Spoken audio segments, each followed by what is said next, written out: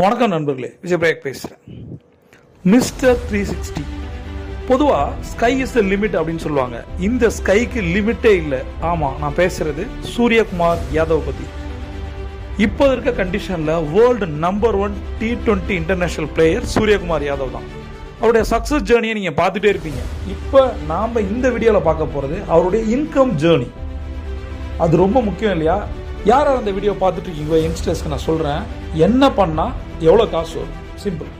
2014 Calcutta night Riders வெறும் 70 லட்சத்துக்கு அவரை ரெக்ரூட் பண்ணாங்க. அவருடைய ஃபர்ஸ்ட் சேலரி ஐபிஎல்ல வெறும் 70 லட்சம். 2015 சேம் கொல்கத்தா நைட் ரைடர்ஸ் 70 லட்சம். 2016 70 லட்சம். 2017 கொல்கத்தா நைட் ரைடர்ஸ்ல அவர் வாங்கின சேலரி வெறும் 70 லட்சம்.